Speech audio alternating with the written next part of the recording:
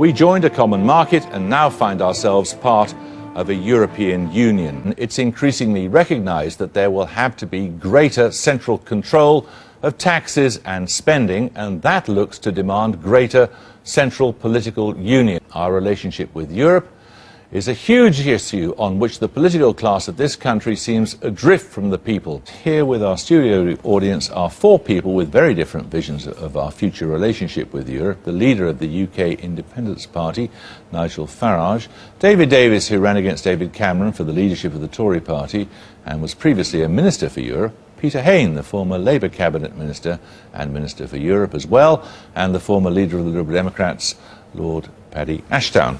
Now, David Davis, how important is it that at a time like this we try to redefine our relationship with Europe? Well, it's going to become very important because the only way out of the problem of the Eurozone will be more federalism, if you like, for some of the European Union members, and more centralisation. We won't want that. That will be something we have never signed up to and won't want to in the future. So we've got to start deciding exactly what we do and don't want. So this is a pretty big moment. A very big moment, absolutely. Paddy Ashdown, you would share that view, I imagine. Absolutely. And we'll come to the question of referendums shortly and whether people should have a say and what the question might be. But you also believe, therefore, that this country has to decide whether it is in or out long term? Not now. 3.5 million jobs now depend on trade with Europe, our major partners.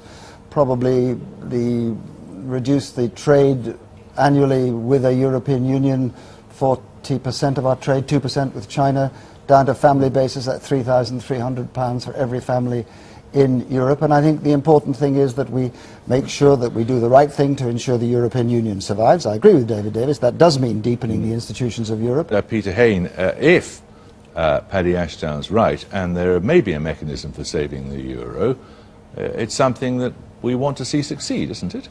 We want to see the euro succeed, of course. We want to be part of it if it's successful, don't we? Because 40% of our trade is with the eurozone countries, and over half our trade is with the European Union as a whole. We've got to remind ourselves why we're in Europe, why I voted yes in 1975, why we went in, because Europe has saved this continent, which we're part of, although an island off it, from war and conflict of a kind which didn't visit any other part of the world on the same scale. There would have been war in Western Europe without the European Union. Are you seriously saying that? I'm saying that the European Union helped cement democracy and peace and prosperity after the Second World War. When Paddy was a special representative in Bosnia, or shortly before that, Croatia was at war.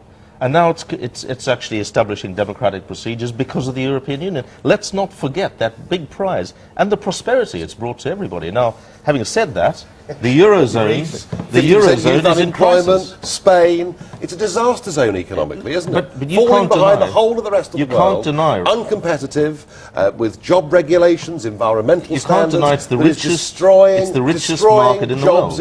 Well, if you think the Eurozone, with total unemployment at 23% and rising fast, is a success, I'd hate to see what failure is. I'm not saying it's a success. The euro is a different matter. You just were. You were saying it's brought us prosperity. I'm saying the European Union has brought the whole of Europe prosperity. The Eurozone was designed on an entirely faulty basis from the beginning. I voted against the Maastricht Treaty. I always thought the euro wouldn't succeed on this basis. That's a separate issue, but it's a critical issue for us. But the idea that we would get out of Europe and not anymore have access to emergency health care, not anymore make the rules that affect our single market. This is silly, isn't it? Look, I mean, these arguments we're hearing tonight are 40 years out of date. Okay, let me the idea that we have to be part of a political union in order to buy and sell goods with French and German and Italian companies, frankly, is an idea that belongs back in the 1960s. Right. We have been through global trade liberalisation, through GATT and the World Trade Organization, and you should remember, Paddy, that we are the biggest export market for the European Union in the world. They sell us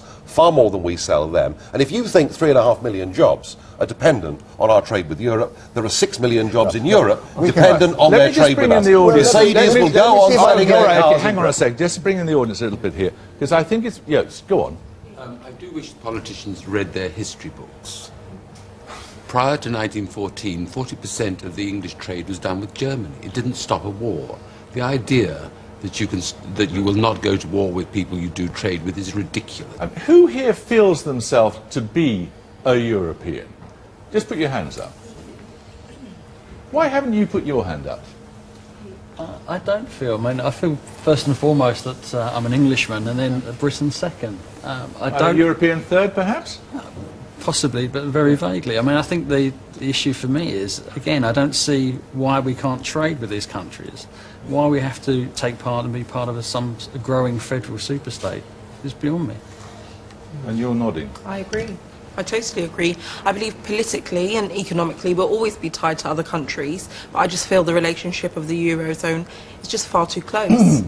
If we leave, World Trade Organization would be our only sort of mechanism to trade with Europe. The European Union has 60 free trade deals with 60 different countries all over the world. Mexico has a free trade deal with the European Union. Are you telling me their biggest export market wouldn't have that deal? Well, I mean, if you are going to consign us, as you want to, Nigel, to the position of Norway outside, but nevertheless... No, Switzerland. No, Switzerland. Or okay, Switzerland. And able to trade with the rest of the world, Paddy. Make our own trade deals. We're forbidden from doing that. Hang on a second. You made the point. Now let me make a couple of points. One is that if you're Norway or Switzerland, Norway's had to enact 75% of European legislation to remain a trader in the single Switzerland market. Hasn't. Yes, they have. No, they haven't. Switzerland have had to enact nearly all the financial regulations out of Europe, but run by Europe. That's what you're proposing. Completely wrong. I mean, here, it isn't actually. And You can have a look at the Europe figures. as well. If Europe doesn't realise the right reaction for the new circumstances in which we find ourselves is to deepen the institution of our defence, our foreign affairs and our economy, we are bloody fools, and the next decade is destroy our going to be democracy. far...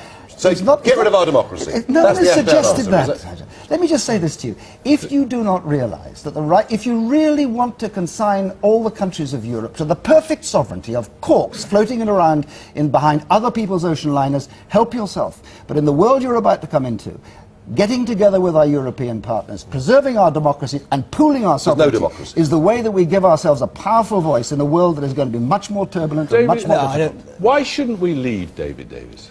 I think we should renegotiate our position. I don't think we should need to leave completely. What powers do you think we should take back? Let me just take one point first. I mean, Paddy has a point that we want to maintain a trading relationship with Europe. I don't accept the price is the one he puts up. And we always get this. It's either or. Either you're in or you're out. Either you pay the club fee or you don't. We should have a relationship which allows us to trade with them, which has cooperation agreements, but not subordination. So what should we renegotiate with Europe? Well, I'm afraid it's the whole package. I think we have the whole thing. The whole package has to be. Why would they agree to that, David? We effectively why would they agree to it? In effect, they've telegraphed something already. Merkel's already telegraphed something already. They see that they are going to go down a route which does not suit us. They know that, and they're going to have to come to a new relationship. What it'll be is a very difficult guess. If they don't, David, should we leave? But if we're on our own, we're not going to get a good relationship. Are you in favour of renegotiating our arrangement with Europe? So we're either all in it together or all out. There's no halfway house in Brussels anymore. If we separate trade and politics, the halfway house, if you like, is that we could have a trade relationship without being members of political union, and that overwhelmingly is what the British people want. Do you feel in your bones this is a democratic institution? Do you feel you have a say over how it behaves? No, I think... Does anybody? No. And nobody. Does anybody? Is it absolutely? This is even as ministers, Peter and I specifically didn't actually selected control what audience he did. to represent public opinion. Here's a central proposition I'd like to put to Nigel. The American state, the United States, has now agreed to begin trade negotiations with the European Union, our two primary trading partners. Nigel wants us not to be at the table at all. I want a us, sensible Paddy, thing to do? I want us, Paddy, to accept the offer so. that was made to us by the Commonwealth, which is now nearly a third of the population of the globe, who offered us 7 years ago a free trade deal, and the British government rejected it because we're... Serious, what, are you saying Australia and Canada aren't serious? The European Union's on our doorstep. Half our trade is with We it. do most of our business on telephones, Peter. I know you've never worked in the real world, but most of our business is done on telephones. If it becomes in Britain's interest to join the euro in the future, I think we should do so. How many people would like to see a referendum sometime when we can frame the question in the next few weeks or months? Yeah. And you, sir, in the green shirt, have you nothing interesting to say on the referendum? Yes, I have. We already had a referendum, and I voted in it, and there was 2 million for, 1 million against. I didn't vote. I'm 48. I didn't vote. There were 32 million of us who were too young to have voted. So you couldn't be bothered? Well, I was 11. It would have been rather difficult, wouldn't it, really? You know, I mean, come on. And the question was about a common market, not about a European Union. Clearly an overwhelming majority of people here who are, as I say, properly selected to represent public opinion, who do want some sort of say on the subject. Is that what the point you're going to make, sir? The point that I'm going to make is the fact that I too voted for it, but I voted purely and simply for trade. I didn't vote for a political union. I didn't vote for this country to lose its sovereignty. I didn't vote for the amount of money which the European Union is costing us. And quite clearly, I do agree with Nigel Farage's rants that I've watched on YouTube. Thank you. Let me just explore a little further. So you're in favour of a referendum? Absolutely. Would you be in favour of an in-out referendum? Well, I think what we've got to do is have the negotiation first. And then, yes, when it comes down to it, in the final analysis, it probably does have to be an in-out referendum once the people have seen what the New Deal is. But you've got to have a New Deal first. You know, there is almost nothing that I would like the British people to have that we cannot get better by working with our partners. Not in crime, not in mortgages, not jobs, not anything.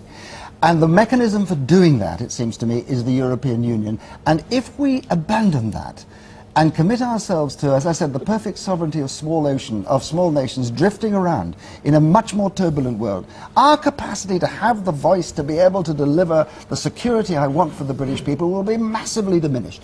Surely the question on the ballot paper should be, do you want to be ruled by Berlin? At the moment, we have the wealthiest nation dictating to the other 27. The question should be, do you want to pool your sovereignty with others to give you better security? Surrender's a better word than pool, isn't it? Well, what we're arguing is there is no European demos. And, you know, even the introduction tonight sort of said, is Britain being a bit silly and a bit deluded? Actually, this debate is happening not just in Britain, but in every country in Europe. People are saying, we want a Europe, I want a Europe of trade, cooperation, but not one run by Herman Van Rompuy, not one that costs us a fortune, not one that makes most of our laws, and not one whose courts overrule ours. So a Europe of cooperation. Jeremy, the Labour Party should commit to a referendum in-out. I think we've got to see where we get to as a result of this current crisis. But Lord Ashdown said that we've got maybe 2-3 decades of turmoil. No, I didn't say that. That was. Are you suggesting that we wait until everything is nice, calm waters, and then decide? I made it very clear. Let's find out whether we want to be in or out. It will. Isn't the great danger that actually what we get is not an in-out referendum? The danger is that the political class will try and play the trick on us they played in '75. They'll say we've renegotiated. You can have a trade deal with Europe whilst the rest move forward to political union, and they'll ask us to vote yes to staying part of a single market that regulates our industry. And that's my big fear with this, and we've got to push all of us that want a referendum. Let's have a proper in-out referendum. I hope without any if you renegotiated a good deal, would you give us an in-out referendum or a referendum on the negotiations? That's the key here. I've said already that I do not think you can dodge the issue of the referendum. Okay, fine. I've said that, so let's see where we get to. Okay.